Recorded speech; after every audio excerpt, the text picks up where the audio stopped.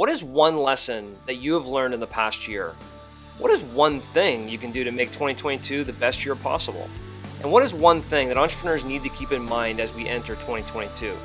These are the three components that Rich and I discussed today as we prepare ourselves and our entrepreneurial listeners for the coming year. It's really hard to believe that we are kicking off season 3 of the Entrepreneurs United podcast. We want to thank you for joining us on this journey. We wish you all a very prosperous, healthy, and successful 2022. Let me clarify what we're doing. Sure. One lesson learned from 2021. One thing to make 2022 the best year possible. One thing for entrepreneurs to keep in mind in 2022. And then we'll reflect a bit on the podcast. So does that even count as one thing? It sounds like 3 things. Listen, I think to have one thing in different categories to accomplish the one thing, which is the goal, which is how are we going to move forward in 2022, and how, what are we excited about, and what are some pivots we may make or changes we may make, and how we even operate individually, personally in our business. So it's all to accomplish that one thing, but to break it down to smaller one things, I think is completely acceptable. And especially when you do it in threes. Some of our guests have reminded us of that. If we had 10 categories in one thing, I don't think that would count. I'd agree. Your call. Do you want to kick it off, or would you like me to? Yeah, even before I do that and get off a little bit, one of the things I typically like to do at the end of every year, and it doesn't necessarily apply to what I've learned in that year, but it might, is what am I leaving behind? And I think it's part and parcel to what I've learned and what I'm also leaving behind, which is life controlling me, the tail wagging the dog. In 2020 and in 2021, we were affected by this pandemic. And in a lot of cases, I let the pandemic control me because I had to. I didn't have a choice. We were locked down. We couldn't travel. We couldn't do things. And I want to leave that behind. And it's a lesson that I think throughout this podcast, too, we've learned. And I can't remember exactly the guest that said it, but the guest said, if you look at your calendar for next week and it doesn't get you excited, you're doing something wrong. And that's a big learning for me as I move into 2022. I want to be able to look at my calendar next week and get excited about it, as opposed to waiting till Monday morning and going, what do I have going on this week? And it's too late at that point. I think too many times in the past year or two, I've felt victim to, well, there's a shutdown, there's a lockdown, I can't do anything. And then I wasn't excited about what I had going on that following week. I still was trying to accomplish my one thing for the year or that month, but I want to be more intentional about what I'm doing next week, as opposed to what I'm doing today. I was very intentional throughout this past couple of years about what I'm doing today, but I wasn't forward looking because the forward looking was too unknown. And so for me, that's my big lesson learned. It's also what I want to leave behind. And pivot and change a little bit personally as I head into 2022. How about yourself? So you had being intentional and not allowing some unproductive things to control you. I'm just curious to go a layer deeper with you on. Yeah. Do you have an example of a time where maybe that happened, that if you were focused on being more intentional, maybe it wouldn't have happened? Well, there's the obvious examples that part of one of the things I want to do in my life is go on vacation with my wife. Well, we weren't able to do that. I was forced to not be able to do that. So whether I was trying to be intentional or not, I couldn't be intentional. So that's one example where I couldn't control what I couldn't control.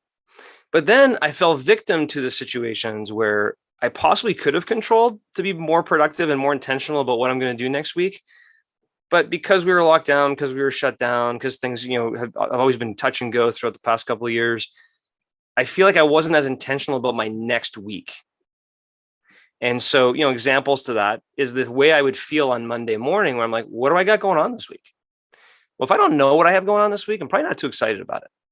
I know what I got going on next week as an example, and I'm excited about it. But if I don't know what I have going on that week, when that week starts, probably wasn't very intentional, probably wasn't as productive as it could have been. And that's the pivot I want to be able to change. So to give you, I won't give you specific examples, but it's that feeling you have on Monday morning when you're like, what's going on this week? Probably are not too excited about, and probably is a sign of not being intentional. Yeah, that's good. I would say I was trying to find a big failure to be able to highlight Yeah. in honor of Aaron Deal on Fail Yeah. Yeah. And what I came across, interestingly enough, was a big success. And what I would say in terms of lesson learned, I think of the word embrace. And it's specifically for me embracing what is present, what is here for me. One of our franchise owners, who happens to be Buddhist, has talked about the Buddhist principle of suffering, and that all suffering is in the denial of what's present, what's here right now. And he gave the example of if you told a child, hey, we're going to give you a vaccine or a flu shot or any type of a shot, the child Yeah. might go, oh, I don't want the flu shot. I don't want that. Why would you do that? Oh, it's going to hurt so bad. And it's not even here right now, right? Sure. And there's suffering happening in the present. Nothing is actually wrong. In the moment of the shot, how long does a shot take? It literally takes like a second, Yeah. maybe a second and a half if the person giving the shot is terrible at it. And then after the shot, the kid's like, oh, that hurt. It hurt back there when you gave me the shot. Yeah. That hurt so bad. Why would you subject me to that? And it's like, in that given moment before the shot, there was nothing wrong. In the moment of the shot, it was like 1 second. Yeah. And after a shot, it typically doesn't hurt, but then there's all this suffering afterwards. So I want to give you two examples in my life of where I found in just embracing what was present for me that I feel like were just substantial wins for me. One example is going to be personal, and the other one's going to be professional. As you know, and we've talked about, just not on air, but I'm willing to share some of my personal life on air. This year was a turning point for the relationship that my wife and I have with her ex, the father of the 3 stepchildren who I raised. And I've got 4 kids, for listeners who don't know. I have 3 stepchildren and 1 original child. And we had a really dysfunctional relationship with him that, quite honestly, my wife and I led. We kind of started that dysfunctional relationship because we were feeling fearful about the relationship and what might happen. And I won't even get into those details. It's not worth it. Sure. And one of the things that we did and we led that was really not healthy was we started to ignore him and his wife at the drop off many years ago. I mean, we're talking 6-7 years ago. And it just wasn't functional. And we've really unintentionally put the kids in the middle, and we regretted it.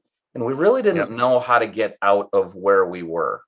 So that's where we found ourselves. What ended up happening in 2021 is our 18-year-old graduated high school, and she was going into the Navy. As if listeners listen to every podcast, they know I've worn a Navy sweatshirt and proud of her having gone into the Navy. So we knew that was happening and she would go away. And Shelby, my wife, invited her ex, the father of the kids, over to the house for a graduation party. Yeah. And I said to Shelby, if we're going to do this, I want this to be a pivot point. I want to embrace this moment and radically change our relationship from unhealthy to healthy. And she and I agreed to do that. And we did. What ended up coming from that, we invited them over, the kid's father and his wife, invited them over for the graduation party with family. We went over the top, serving them drinks, we treated them like a family member, no different. We ended up throwing a party with majority my family and Shelby's family for Kaylin before she went into the Navy, and we invited them, and they accepted. And they were sitting at the table, and I was sitting right across from him. And I took the opportunity at that dinner to say, I really want a different relationship with you, and I don't want it to end when Kaylin leaves. I want a different relationship with you. And I'm sorry for my contribution to the relationship that we've had up to this point. And I don't think it's been healthy. I acknowledge its majority. We kicked it off. You responded to what we were doing. And I'm sorry. And I hope you'll accept that apology. He did accept that apology. Since that time, we went out to dinner together with the kids. And our kid, I said, original child Shelby, and I have a child named Paige who's 8 years old. Paige is over at dinner at Cracker Barrel between Rick and Joanne and talking to them, and they're playing together. And that was before we were sending Kaylin off to the Navy. There was a time when we were talking about what do we do about child support, and there needed to be a reckoning of that normally might have been lawyers on both sides. Sent him a text message and said, hey, why don't we go out to lunch and have a conversation about it? We did. We went out to lunch, had an incredibly civil conversation about it. Guess what happened at that lunch? Kaylin called while she was in Navy boot camp. And the only time in her entire life, and she had no idea we were together. She just randomly called. The only time in her entire life, she's like, Dad, Joanne, Rich, Mom, you guys are together? We're like, it's going to make me emotional. And we're like, yeah, like this is because we support you and we changed our relationship. And that was incredibly productive. We took a picture at Kaylin's graduation, the only picture to date ever of her father and myself and her in the middle. And we were supporting her. This year, they gave Paige a Christmas gift, a Lego set. Yeah. Never acknowledged with any gift ever before. It's so functional. I need to embrace the opportunities. And it's a lesson I learned in 2021, that was such a win to change our relationship. But we feel like the weight on us is so lifted. I didn't even realize what the weight was. Yeah. And I want to take more opportunities like that. I'll give you a work example. I had to be incredibly flexible this year. A person who I report to had been around the company for 27 years, as long as the company's been around. He ended up moving to be president of another company. I got very little notice. I got like 4 different teams who I found out on like 2 days notice would be reporting to me, because we're a publicly traded company. That couldn't have leaked out.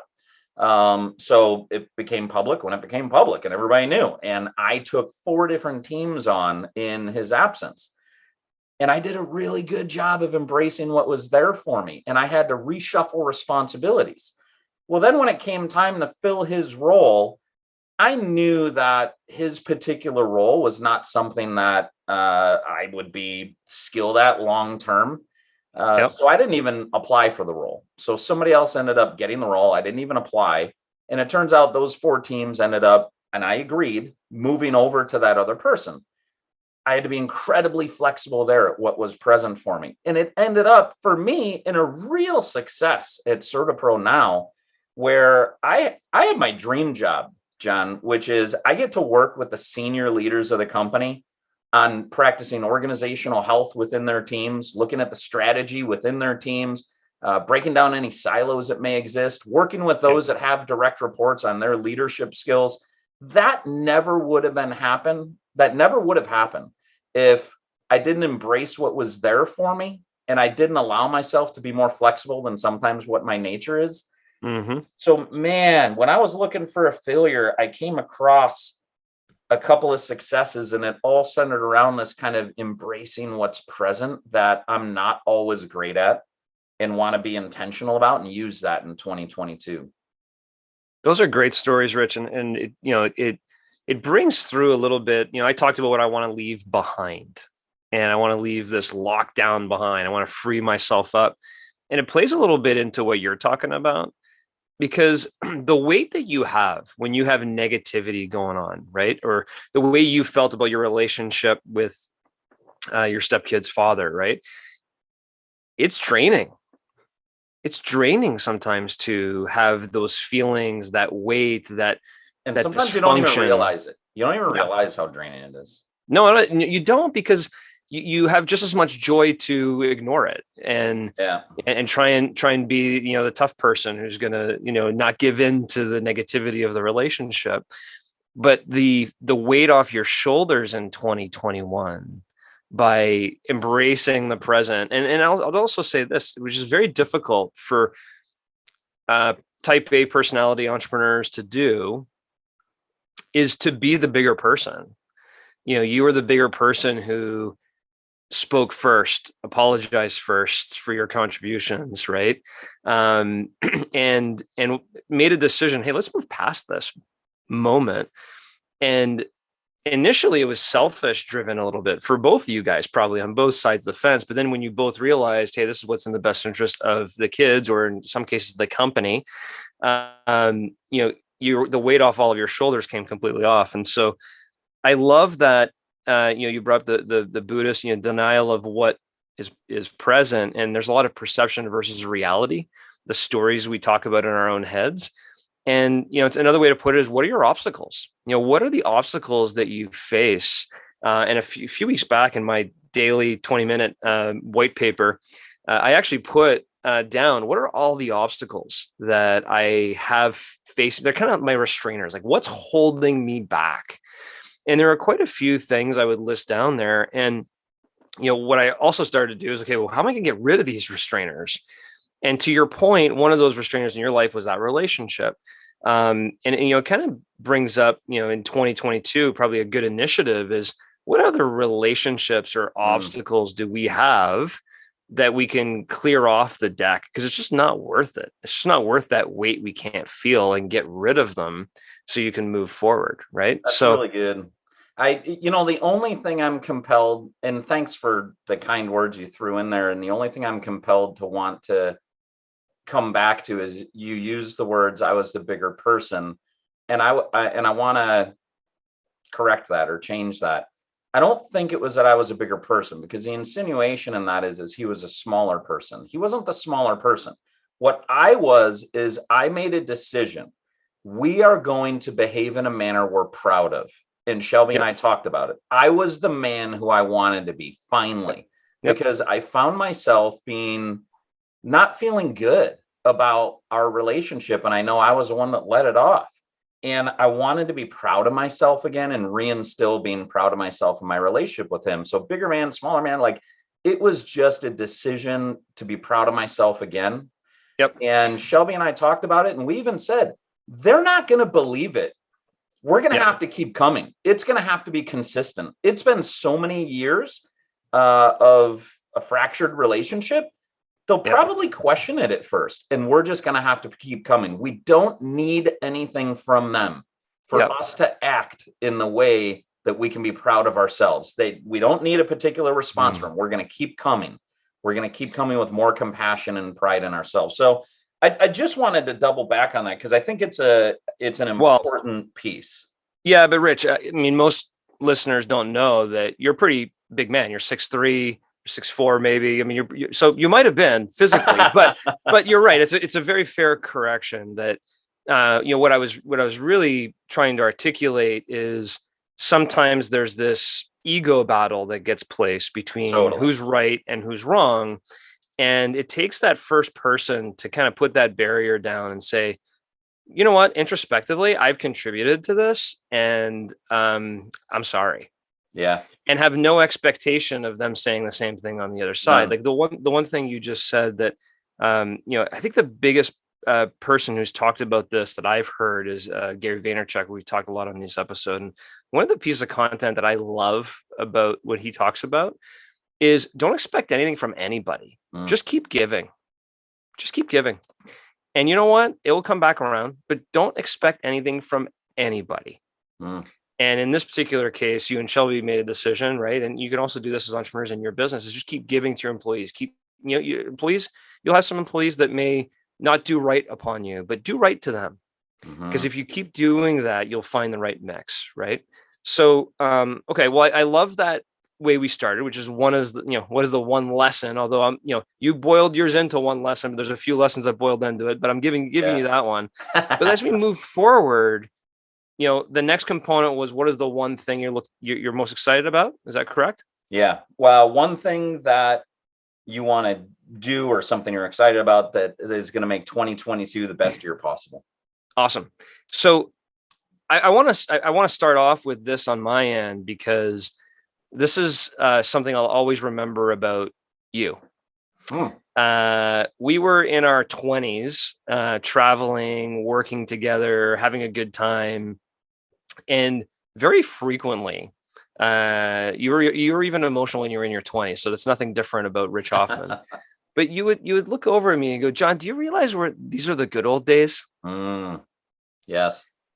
And I'd be like, what are you talking about? I remember the first time going, like, what do you mean? He's like, well, when we're later on in life, when we're having this conversation, we're going to say, remember those good old days? Well, that's right now. And that's very touching. And so I'll give you a really good example. I'm home for the holidays now. And, one of the things we did is we found my mom's video cassettes, and she used to record everything. She would literally record like everybody opening up every present for 2 hours on the videotape. Right. And so loads and loads of VHS tapes, camcorder tapes, the whole nine. So we took an opportunity last night to plug the camcorder into the TV and just sit there for hours on end watching what was recorded, and the laughs and all. We were watching the good old days. Yeah. Right, in our heads. And a lot of the comments that I heard were, remember we used to have parties, remember when we used to do this, remember, and we were reminiscing about the good old days. And part of me at one point came up to, well, why aren't we creating new good old days? Why does that have to be the good old days? And so I started second thinking that premise that you had when you said, when we talk back in the future, we're going to look back and say, these are the good old days. Well, why can't next year be the good old days?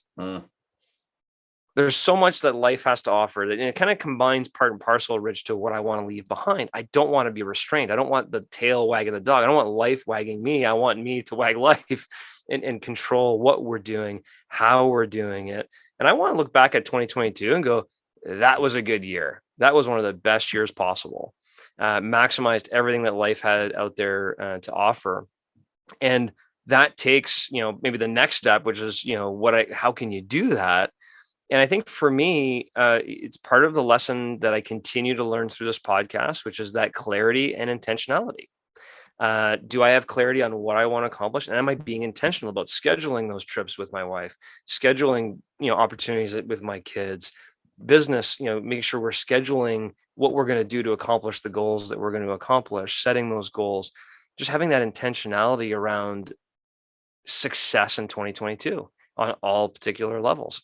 So that's kind of when I look at next year, I think that's kind of my motto is I want to bring back the good old days in 2022, not just 2022, but I got to start with 2022 because I'll never look back at 2021 and 2020 and probably not 2019 and probably not 2018, to be honest with you, and say, well, those were the good old days. So dang it, like it's time to make it happen. Like it's time to let, this pandemic move past us, to live our lives and be intentional about how do we make 2022 that year we'll look back and go, wow, really came out with intention and made it my best year possible. It is interesting. You're right. I think not many people are going to call 20, what would it have been today? This is 2021, 2020. They're not going to say 2020 was like the good old days or even 2019, like the era of COVID in the first year and a half, 2 years. Hard to call that the good old days. I'm curious, you had mentioned a couple of times like vacation with Amy. Yeah. What other things are you planning to be intentional about to make it the good old days in 2022? Yeah. So, well, that one comes to mind quickly because we together as a couple haven't been on vacation probably since early 2019, right? That's difficult for a relationship. You want to have those experiences together, right? I'll take it a step further, which is, we have kids that are 15 and 13 that in a few years will be like, oh man, we had that opportunity while they were part of our family. Couldn't drive, couldn't stay home on their own, where we had to, bring them with us to go do these experiences together that we've been robbed of, quite honestly, over the past couple of years. So we need to be intentional about that. Then I take it a step further, and I'm sticking with business, with family, excuse me, before I even go to business and other things. But family. We haven't had family reunions. We haven't gotten together for at a summer house for the week with the family. We haven't, I have a distinct difference potentially with some people where my family's international. So the international restrictions have been very stringent over the past couple of years, right? So I haven't been able to have those family reunions. Oh, remember the good old time we got all the uncles and aunts and family together. Like hasn't happened over the past few years. So I need to be intentional about how we're going to do that. And then I can move to myself personally too. I've been restricted on travel. I want to be. I mean, you and I have seen each other once in the past 5 or 6 years. I haven't had a chance to have experiences we would want to have together. So with friends and being intentional about time for myself to do things that maybe I want to accomplish and do. But then it also goes to the business side of things and accomplishing certain objectives, being rewarded by those objectives, having even doing things with the company. We haven't been able to do summits or meetings and experiences with our professional relationships, networking events. Those have just kind of gone away. So the network is really more of a virtual digital network now than personal. So just a lot of experiences is the bucket I would put it into that we're lacking. I love you started with family and yourself, and then you went to business. And that's one of the lessons is you've highlighted that we got from many of the guests in 2021 was being intentional about things and really starting with yourself and your family and having your business wrap around what your needs are around yourself and your family. And I know you didn't do that on purpose. Like that's just part of your hardwiring on focusing on family and yourself first. And it's like, okay, now I'm going to get to business. I think that's such a healthy approach that you have. Yeah, thank you. Thank you. How about yourself? How are you going to make 2022 the best year possible for yourself? Well, I came up with one word. The one thing to focus on for me would be evolve. And specifically evolve myself. And it starts with me. This year, through all the flexibility that in embracing that I needed to do in my professional life, I let go some of focusing on me. And it's like, at what point am I going to stop struggling to practice the daily habits every day that I know make me feel good? Whether it be between exercise and meditation or eating or podcasts or reading, or like, at what point can I just be consistent and unwavering? And in preparing for the conversation with you, it was like, it starts with me. And I need to take the entrepreneurial spirit that I have, that you and I both have, that's a do whatever it takes attitude. And we do that about business. I need to have a do whatever it takes attitude to prioritize myself first. Yeah. And to follow the things that get me, first of all, started off on a good day. I know exactly how I have my best day every day. And it starts in the morning and I get up, I go walk for 20 minutes on a treadmill. I listen to a podcast that has positive information. I get off the treadmill. I meditate for 20 minutes. I take a shower. I come downstairs, have breakfast with one or two of the kids, since we have two in the house now and not four. And then I go read for about 20 minutes. And then I start my day. And I'll be darned, man. Like, I know that's what helps me start a good day great. And I did not stick to it. And I started having phone calls at 7:30 in the morning instead of I need them to start at 8 o'clock to do my full routine. Sometimes I had calls at 7 o'clock and didn't even do breakfast with the kids the way that I normally like to. And I just need my priorities to get straight. And my priorities getting straight starts with practicing self-compassion and evolving myself to put myself first, particularly in the mornings. Yeah, which is really, and you probably know the saying better than I do, which is sometimes being selfish isn't selfless. Is that the saying? I don't remember the saying at the moment. Something like that, right? Yeah. But if you're not selfish about your own routine and what you need to operate at the best, then you're not going to give your best to your team, to your people, to your family, to yourself. You just all around. There's a snowball effect. So having that selfish intent to protect what's important for yourself really helps everybody around you as well. Totally. At the same time. I think it's self-compassion is not selfish. So like caring for yourself isn't selfish. Yep. And again, I know this is not talking about something that we failed at in 2021, but when I think about, I can't help but think about, man, the best year possible. If I could stay on that morning routine and start my day great like that every day, whether I'm out of town, whether it's a weekend, if I could do that every day, the momentum that I would just feel emotionally and the confidence I'd be able to bring forward, knowing that I'm disciplined in that way to put myself first, and that rejuvenating beginning of a day is coming again tomorrow, despite what happens throughout the rest of the day. Yeah, it is amazing when you think about, and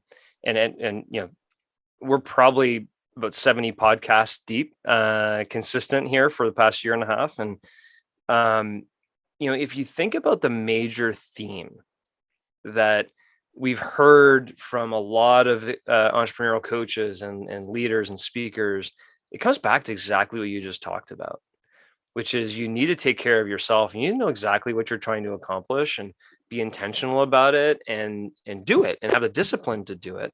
Otherwise, it's, again, I've said this a couple of times, it's the tail wagging the dog. You're not really driving your schedule and your objectives and your routine, which helps accomplish everything else you want to accomplish with your family and business, but you're allowing it to do it for you.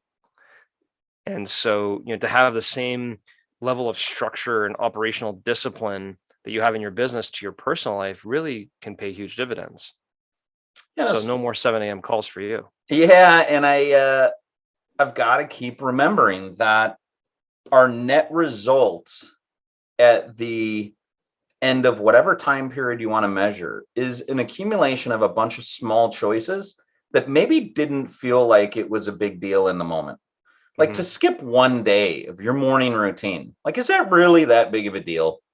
And then you make that excuse, or I make that excuse tomorrow, and I make it the day after, and I make it the day after. And I go to bed at night committing that tomorrow is going to be different. And then I wake up again and I fail myself again. And I'm done with that routine. I'm tired of disappointing myself. Yep. Yeah, it's important. And to your point, it's so easy to look at that one miss and go, I do that when I travel. I work out pretty daily when I'm at home. When I travel, I'm like, I'm traveling. What's one day? I'm not going to do it. And then, you travel for a few weeks in a row and you've just given back everything that you worked on. Right. Yeah. And all of a sudden the accumulation of all the small decisions adds up, and there's a consequence at the end of that. So yeah, I love the way that, to close out this topic, when you talk about what's the one thing that I can do in 2022 to be more intentional, having my best year ever, and it's stick to my routine. Stick to my morning routine, right? It's really the morning that kicks off the day for you. And I think that's important. I think it's critical. And I think for me, if I was to boil that one thing into for me, it's because I said the one thing I want to do is bring back the good old days, but then it's like, well, how do I do that? For me, it's not necessarily the morning routine. I feel for me, it's more of, that one thing would be intentionality about my upcoming schedule. I want to be able to look at every week, which I know is impossible to say every week, but in a perfect world, I'd be excited about every single 52 weeks of the year. There's something going on 52 weeks of year where I just am so pumped for next week, and capturing all of those memories. So I really want to be intentional about that 52-week planner, if you will, and what I'm going to do within it. And make sure that if there's a week, there's a gap, that I figure out what I'm going to do in that week to be intentional and make sure that's a great week. That's good. Let's shift over to one thing that entrepreneurs should keep in mind in 2022. Yeah, I would say, why are you doing what you're doing? Would be mine. I think that a lot of business people, whether they were in corporate America or small business or entrepreneurs, have had to ask themselves that question in the past couple of years. Why am I doing what I'm doing? Am I doing it for a paycheck? Am I doing it to get to retirement? Am I doing it to create financial freedom? Am I doing it for just freedom in general? Why am I doing it? And I think that's becoming more and more and more important. If you're running a business and you've been running it for 5, 10, 15 years, and you're still not exactly where you want to be, are you sure you know where you want to be? Because I believe that most entrepreneurs, if there was one thing, if we surveyed all the entrepreneurs in the world and said, what's the one thing you're doing this business for?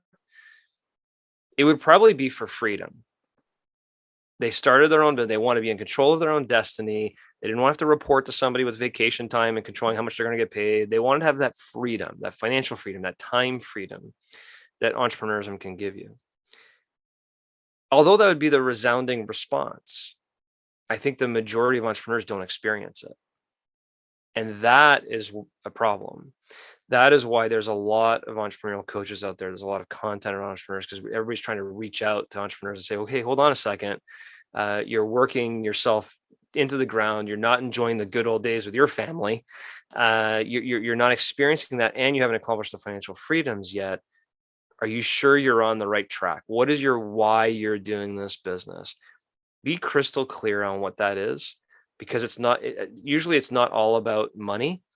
It's about freedom. And, if you can get to a point where you've accomplished the freedom of your time because you've created great systems, great succession in your business where you don't have to be there every single minute, and you're able to accomplish what you need economically to have that economic engine work for you. What is that point? And filter all of your decisions through that, because way too many times as entrepreneurs, we get too egotistical on the I want to grow, but maybe growth isn't the right thing to accomplish that objective. Maybe you should be pulling back a little bit. Maybe you shouldn't be hiring more people. Maybe you should be changing your paradigm on what are you actually trying to accomplish. And I think that goes beyond a couple things, Rich. I think, like, for example, way too many entrepreneurs overspend time analyzing the finances of their business and under analyzing the finances of their life. And understanding, what do we need? What is my objective? What am I trying to secure? What do I need for enjoyment of life and to achieve certain things I want to achieve personally? And I see that way too many times where their business finances are tight and structured, and there's plans and pro formas. They know exactly what they're going to be accomplishing. And then personally, they're not really sure what they need to accomplish the life they want on a personal front. So, for me, it just comes all the way back to being intentional about what are you trying to do, and then create a personal plan that goes along with your business versus just creating a business plan for the sake of having a business plan. Great point. And isn't it ironic that in the pursuit of freedom, many entrepreneurs handcuff themselves? Yes, I've been there. And it's tough to get out of. There's a reason you said the word handcuff. When you're in handcuffs, someone needs to have the key to help you out, because you're in trouble. And that typically is you've grown too fast. You've hired too many people. You don't want to let them go because you have a soft heart. You get caught in this component of being an entrepreneur, but you're not accomplishing the things you really meant to accomplish by being an entrepreneur in the first place.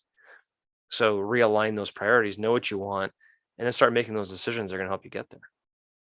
If you keep putting off, the good old days will happen after I get this next product out, after I make that next sale, after we hit this next revenue or profit mark, and you'll never actually get to the good old days, to tie that back into your second point there. Yeah, that's right. And most entrepreneurs, let's call a spade a spade. Most entrepreneurs also have young families. And so you have to balance that mix. By the time, to your point, you make that new product, you make that new sale, you get your business to X or Y or Z, you'll look back and go, what just happened? I just missed the whole boat of other things life was offering me. And so you really need to think through that on a personal finance level, as well as business finance level, to figure out, what is that point? What am I trying to accomplish? And I've always been the set big goals and drive hard, and it's got to be big, and my mind has completely shifted over the past few years to, whoa, hold on a second. What is the entrepreneur really trying to accomplish? Let's put a plan together for that. And that's been a big pivot for me. That's good. How I'd about yourself? I'd say the one thing that I think entrepreneurs should keep in mind um, relates to the fact that I have not talked to a lot of entrepreneurs this year in 2021 who are failing and going out of business. Like that's just not happening, in part because there's an economic wave that we are the benefactors of.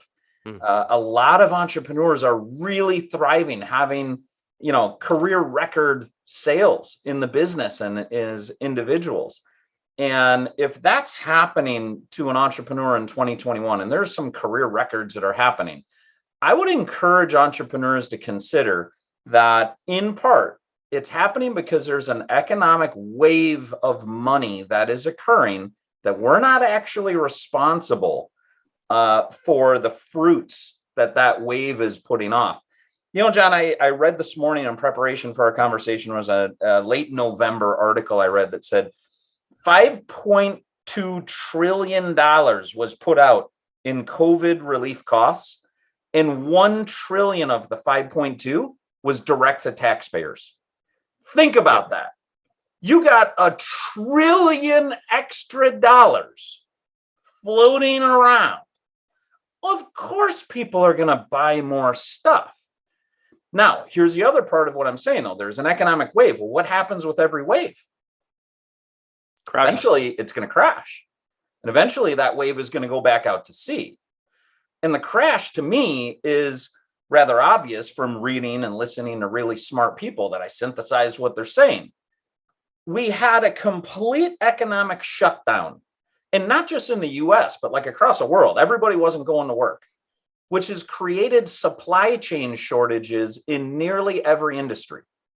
So, John, we got an extra $1 trillion floating around. People are ready to buy. During the same time, we have supply chain shortage and a lack of product. It doesn't take somebody with a finance major to know that what happens in a capitalistic society is you charge what the market can bear.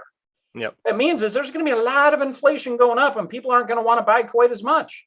Eventually, this wave is going to go back out to sea. Now, it's a long way, and I'm sorry, but building to my point, which is when this wave goes back out to sea, a lot of people are going to sit there and think about, how could I have been more prepared? I should have known this was coming.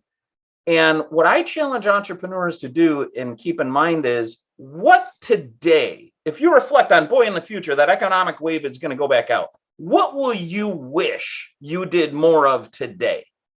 And you don't have to wait to be in the pain point of the economic wave leaving to ask that question. You can ask that question today. And I've asked that question of many of the entrepreneurs in our franchise system, and I've heard variable answers. One of the answers is, well, I'd make hay while the sun shines. I'd really pour it on. I'd invest more. And that's typically the answer. Otherwise, it's like, I'm not sure what I would do.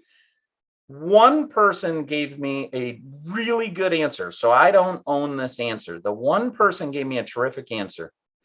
And it was, when the wave goes out, I'll wish I had more cash on hand, and I will wish I built better relationships.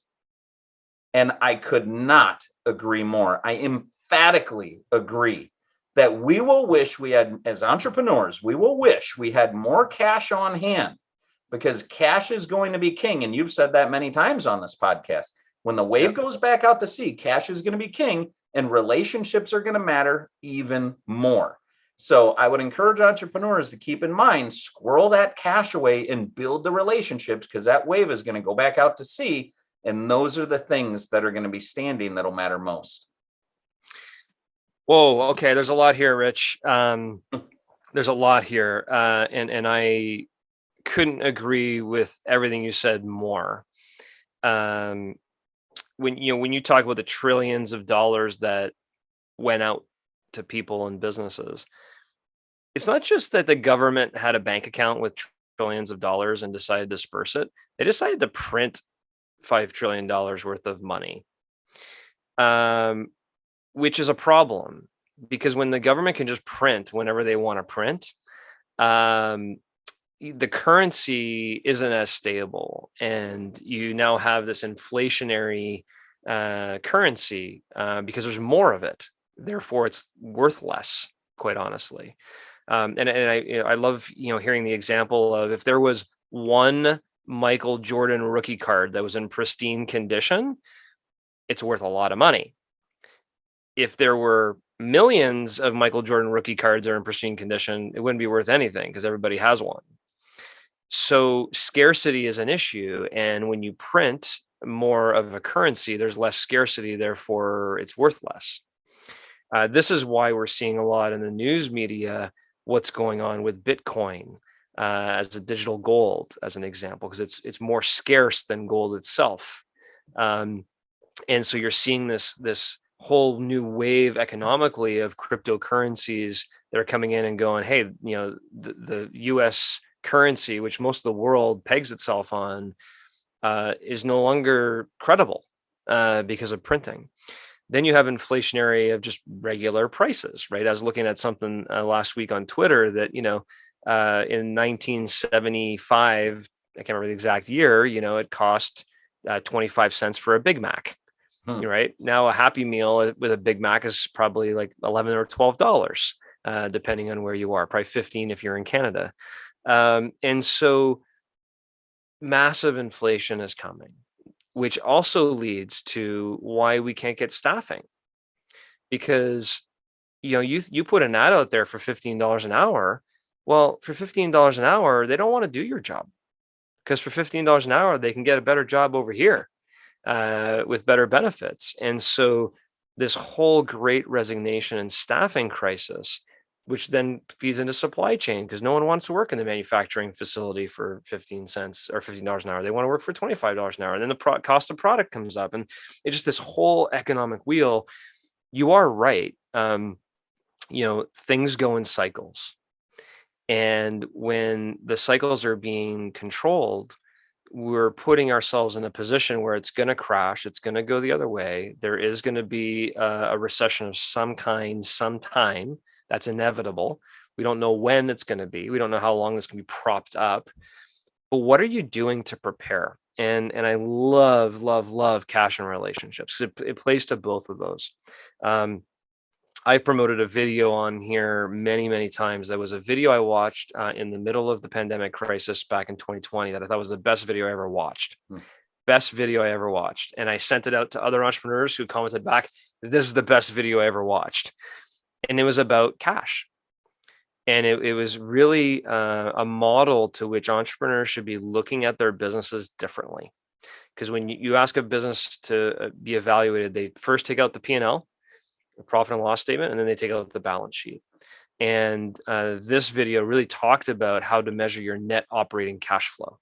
Is your business making money or not? Making cash or not? And I loved the way that they looked at it. And if you're not looking at your business that way, you're not gonna be able to put cash away. You can't look at your P&L and say, I made $100,000 last month. It may not mean anything. You got to look at your net operating cash flow and say, I made $100,000 cash last month. And so that's very important to stockpile cash assets, and to further that, keep that cash on your balance sheet. One saying that one of our common business mentors brought to us at one point was, when a recession hits, it's those with a strong balance sheet, and that's where the cash is stored. And it's those with a strong balance sheet that survive and are able to grow and flourish, because when recession hits, they can afford to hire the sales reps. They can afford to maybe acquire a smaller business that can't survive this crash. So I think that's important as well. And then on the relationship side, it doesn't matter if it's employees, vendors, partners, your network. Relationships are so key. And way too many leader entrepreneurs who don't treat their relationships like gold are going to get burned when they realize they're not there for them, the way that they should have been. So really love that, that the way you presented that. And I think I hope it doesn't happen in 2022. But in 2022, you got to start building up the fort to be ready for that next wave. So I love that. If we transition to one additional component here, Rich. Just, I know you wanted to keep it in threes, but I'm going to add the fourth. Sure. What is one tool that you may use in 2022 to help you with your plan? And for example, you want to have the daily accountability to your routine as an example. Is there anything you're going to be put in place to measure that or hold yourself accountable? Any tools you're going to use differently than you've used last year from your planning perspective or weekly planning? I think I could do better at having a daily tool, and I don't have one. And there are lots of people that have a daily planner that they'll buy that prompts questions about gratitude and, what is success mean today, and then measuring it at the end of the day. I don't know what exactly I want to be on that, but I would like to start using a daily tool. And I think that would help me, because there would be kind of a record of the use of that daily tool, and that daily tool could fit in. And it only needs to be a 5-minute thing from what I've heard from others who have used a daily tool. 5 minutes after my book reading, before I get on calls at 8 o'clock in the morning, I can hop on that daily tool and include whatever I want to include in terms of mindset wise. So I'd like to get into that as a tool for me. What about you? Yeah, that's interesting. So, this from all of our conversations on this podcast. At the end of last year, when we had this exact same conversation, I implemented two things in 2021 that worked for me, but didn't quite get me all the way there. One of them was the one thing planner. So I did spend $30, $40 on this one thing planner. I used it throughout the whole year. But I found the one thing planner to be really, really good at asking me thought-provoking questions at the end of every month in preparation for the next month, at the end of every quarter in preparation for the next quarter. It didn't help me as much in the week to week, like I talked about earlier, or even in the day-to-day for that matter, because the other component that I added was this blank sheet of paper at 20 minutes a day. And what I would do in this blank sheet of paper 20 minutes a day is I'd first start with gratitude, yesterday, today. And I didn't need a format. It was just on a notepad. But yesterday, what am I grateful for yesterday? Today, what am I grateful for today? And then I would actually, in that blank sheet of paper, write what are the tasks that I have that are like logged up in my mind that I got to kind of take care of. And I copy from yesterday's if I didn't get yesterday's done. And then I would do 20 minutes of thinking time on this paper on wherever else I wanted to go. I felt like that worked really, really well for me in the daily component. The problem with the daily component for me is I would get up every day and go, okay, what's going on today? And I would look at what's going on today as opposed to looking, okay, well, how am I going to make next week a great week? And so it's interesting. I went from the one thing planner that helps you plan out kind of your year objectives and then your quarterly and your monthly to a day. And I skipped the week. So I need an easy and simple tool that I want to look at the next week, early the prior week. So if today is a Monday, as an example, I want to look today. One of the objectives I want to have today is what am I doing next week? Wouldn't that be an interesting daily question? Is what are you going to do today to make next week great?